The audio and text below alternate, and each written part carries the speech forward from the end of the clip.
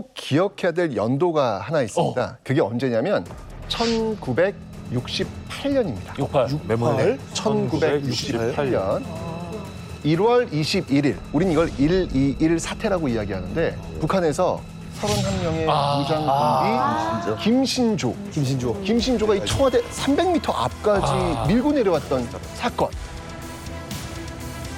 우리 31명 임무는 저 박정희 와야 될 임무. 그런데 더 경악스러운 일이 이틀 뒤에 벌어집니다. 1월 23일 북한이요 동해상에서 미국 후에블로를 납치해 갑니다. 이틀 뒤에. 이래갖고 미국과 북한의 전면전이 벌어질지도 모른다는 일촉즉발의 긴장감. 그리고 좀 더 지나서 1968년 11월 달에는요. 11월. 울진 무장 간첩 침투 사건이라고 그래가지고 이번에 아주 때로 내려왔어요. 맞아요. 120명 정도가 맞아요. 때로 내려와서 이 과정에서 왜 이승보 예. 어린이의 나는 공산당이 싫어하고 이 사건도 이제 이때 벌어진 거거든요. 그러니 이 긴장 관계 장난이 아니었죠. 그러니까 당시 이런 상황 속에서 우리의 국지는 방공. 이 시기에 가장 큰 건세를 떨친 기관이 있습니다. 뭐 이거 모르면은 간첩이죠. 네, 아, 그렇죠. 간첩도 잘 알겠구나. 그렇죠. 자, 바로 중앙정보부입니다. 네.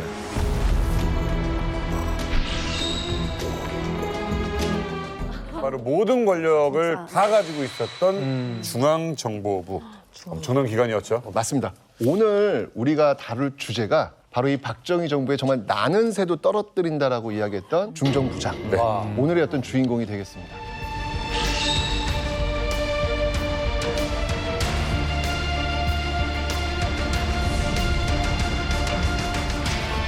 권력이 막 보이네요. 근데.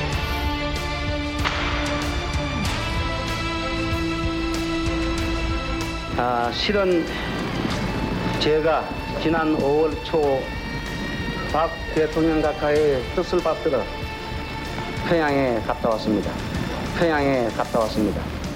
이건 정말 충격이었죠, 이번에 이때. 살아왔다. 충격이다.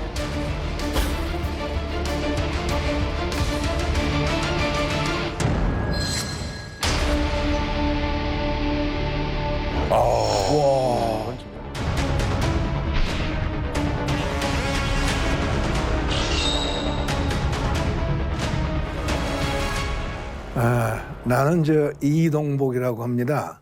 이제 나이는 85이고 71년 말부터 남북 간에 좀 비밀 대화 통로가 만들어져 가지고 나도 이제 거기에 투입이 돼서 이우락 씨의 아주 측근 남북 대화 관계 참모로 이우락 씨를 도와서 그때부터 이제 이우락 씨를 위해서 일하는 그런 이제 관계가 성립이 됐죠. 그래서 이제 70년, 71년 판문점에서 예비회담이 시작됐어요. 했는데 잘 안 돼요. 안 되는데 제일 안 되는 게 의제가 합의가 안 돼. 의제가 대책 회의를 하는데 이우락 부장이 느닷없이 그러더라고요. 결국은 내가 갔다 와야 마무리가 될 텐데 뭐 그렇게 복잡하게 할 것도 없지 않냐. 남쪽에서 중앙정보부장이 나갈 테니까 북쪽에서 김영주 조직지도부장이 나와라. 노동당. 그래서 5월 달에 이우락 씨가 비밀리에 평양을 갔고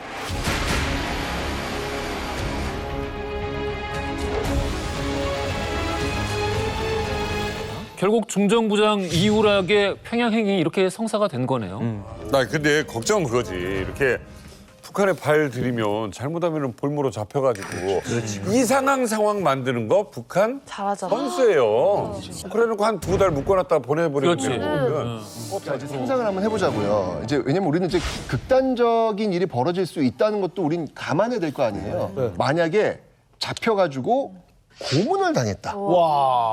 자, 엄청난 고문을 당하면요, 사람이 정신 속에 있는 모습하고 말하고 다르게 나올 수 있거든요. 이러다가 중앙정보부장이에요. 그렇지, 중요한 정보를. 우리나라 중요한 기밀이란 기밀 다 알고 있는 사람이에요.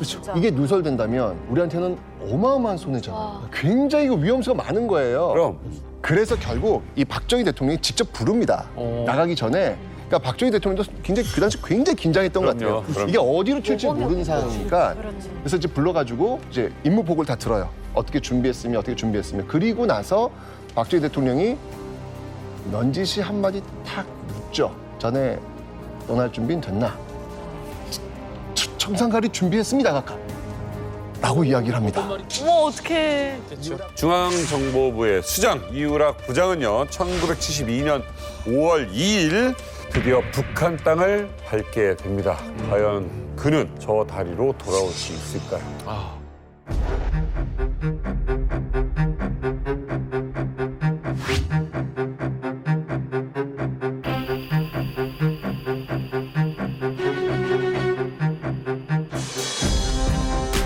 부장 선생을 만나서 이렇게 나란히 앉고 보니 감회가 새롭습니다.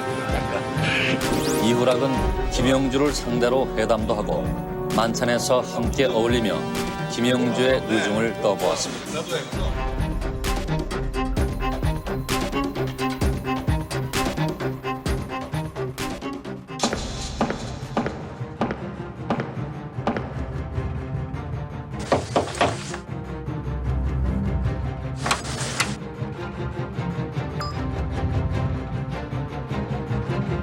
이 부장을 깨우시오. 아니 이 아심한테 어디 가려는 거야? 하여간 깨우시오.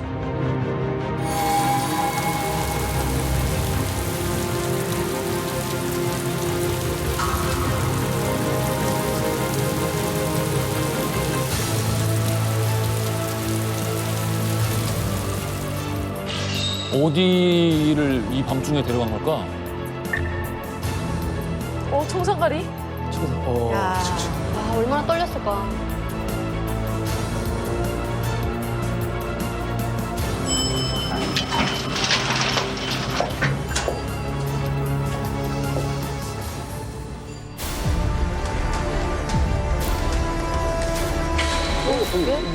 누구야?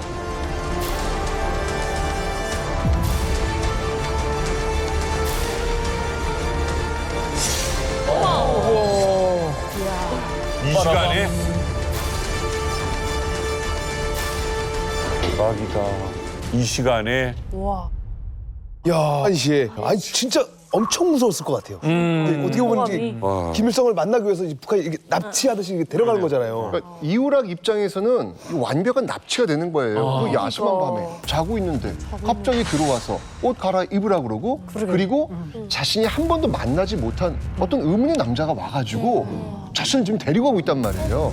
게다가 차를 태웠는데 어디로 가나 봤더니 자꾸 산속으로 올라간단 말이죠. 근데 40분이나. 그러니까요. 그럼 그 시간 동안에 어떤 생각이 들겠어요? 나 죽어야 되나? 지금 청산가리 먹어야 되나? 아마 별의별 생각이 들면서 실제로 그 의문의 남자가 자꾸 이우락 부장이 이제 이렇게 떨고 있으니까 이런 얘기를 했대요. 그 기사한테 부장 선생 추운가 보다. 난방 넣으라. 이런 이야기를 할 정도로 굉장히 이우락의 어떤 그 심리 상태는 밑으로 떨어져. 그러니까 모르는 사람이 오면 이게 해치려고 그랬나 별 생각 다 들 것 같아요. 설명도 없이 그냥. 그럼요. 그러니까 더 겁을 주려고 했던 것 같아요. 이제 일부러? 이후락 부장이 의문의 남자에게 죽일 거면 술이나 한 잔 주시오 했다고. 어머. 아, 떠보는 거구나. 네, 그러니까 그 의문의 남자가 죽을 사람이 무슨 술이냐고 그 거절을 했다. 라고. 자, 북한에 의해서 납치가 되듯 한밤중에 김일성과 만났던 이우락 부장. 이 두 사람은 이 만남 이후에 어떤 대화를 나눴을까요? 저는 궁금한 게 있어요. 뭐 하기애애했지만 성과 남는 무슨 대화가 있었느냐. 그럼요. 이게 중요하잖아요. 맞습니다. 그래서 제가 이것도 준비를 한번 해봤거든요. 바로 7.4 남북 공동성명서입니다. 바로 그 유명한. 그렇죠. 예. 야, 이거 사실 뭐 아까도 얘기 나왔지만 68년도에 김신도 내려오고 무장공비에 침투하고 뭐 결과적으로 주민등록증 생기고 주민등록 번호 생기고 예비군제도 생기고 박정희 대통령 뭐 북한이라면 치를 떨 사람인데 애초부터 이우락 부장 갈 때부터 일단 회의적인 시선이 저변에 깔려 있지 않았을까 싶은데요. 정확하게 허지웅 작가님 보셨어요. 박정희 대통령은 안 믿었어요, 애초에. 그리고 그러면서 유명한 말을 합니다. 김일성은 믿을 수가 없어. 라며 정작 너무 잘 박정희 전 대통령은 북한에 대한 불신, 김일성에 대한 불신을 그때 당시에도 드러냈어요. 그렇구만. 어쨌든 김일성을 안 믿었던 박정희 대통령이 왜 이런 합의서를 만들고 이런 성명을 인정하는 척 했느냐, 예, 여기에 대한 이야기 지금부터 한번 펼쳐보겠습니다. 예. 남북 공동 성명이 있고 나서 106일 뒤에 현대사를 뒤집어 놓는 사건이 발생을 하게 됩니다. 자, 이 1972년 7월 4일 그리고 106일이 지난 72년 10월 17일 어마어마한 이야기가 나옵니다. 네. 이게 뭐냐면 바로 10월 유신이라는 겁니다. 네, 10월 유신. 네. 특별 선언. 박정희 대통령은 1972년 10월 17일 저녁 7시를 기해 민족의 살기를 찾기 위한 특별선언을 발표하고 우리의 모든 제재 유신적인 일대 개혁을 시작했습니다. 유신적인 국회 해산. 와. 육회로 해서.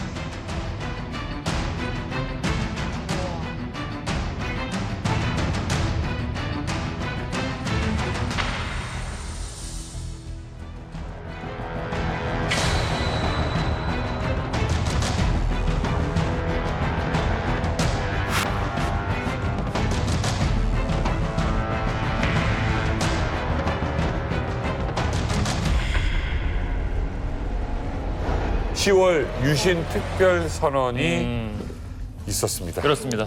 일단 그 유신 체제 내용을 좀 한번 제가 정리 좀 해드릴게요. 기본적으로 이제 민주주의에서 가장 중요한 건 삼권 분립이라고 합니다.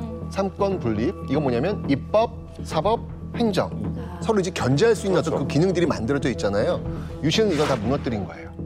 대통령에게 모든 권한을 밀어주는 거죠. 자, 그래서 이 대통령이 사법부의 법관을 임명할 수 있고요. 그리고 이 대통령이 입법부의 국회의원이 있지 않습니까? 네. 이 국회의원의 3분의 1을 실질적으로 임명할 수 있는 권한마저 주어져요.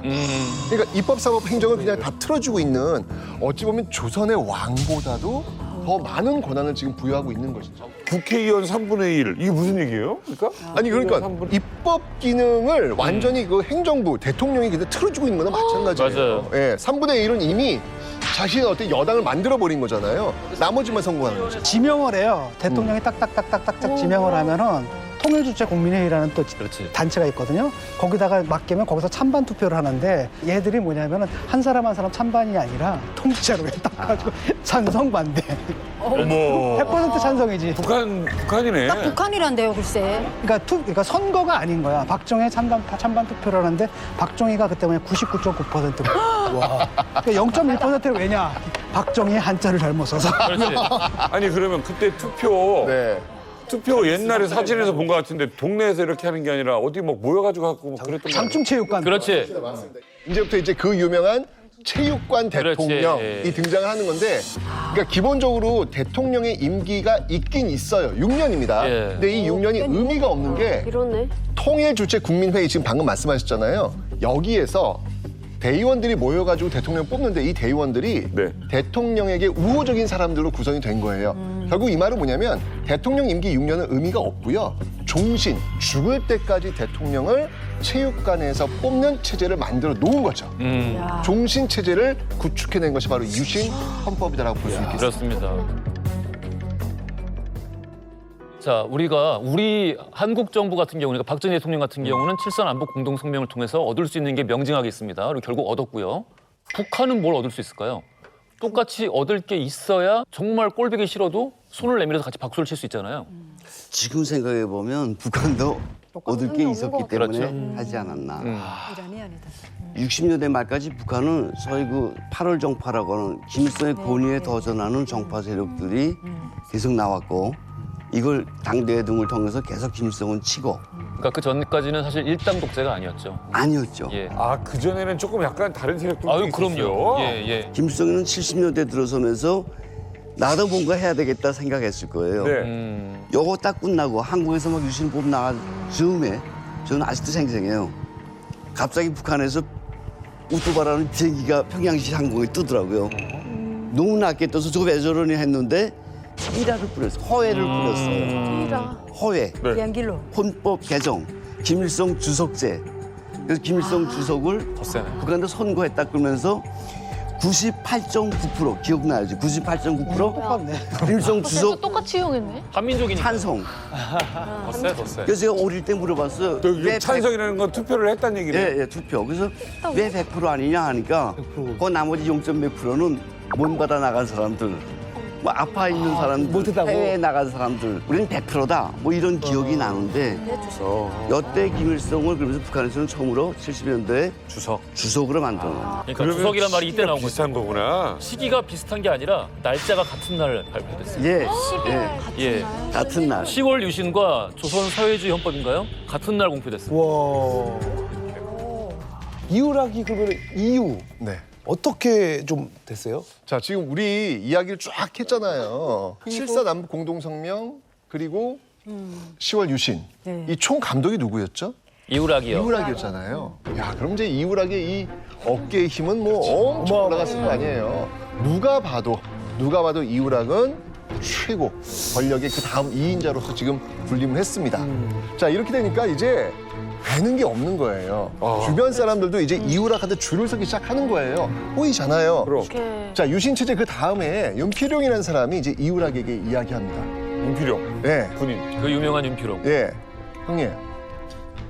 이 다음은 이제 형님 아니십니까? 이런 얘기를 하는 거예요. 그러니까요. 다음은 누가 하겠습니까? 그렇죠. 아, 이 그림을 그리신 분이 형님 아닙니까? 이런 얘기 이게 돌고 말은 돕니다. 돌죠. 결국 박정희 대통령 귀에 들어간 거예요. 어떡하니. 이제 지들이 하려고 하던데요. 박정희 시대에 2인자는 존재하지 않잖아요. 아유, 있으면 안 되죠. 그럼. 바로 중정에서 해임됩니다. 어머. 이게 바로 이우락의 마지막입니다.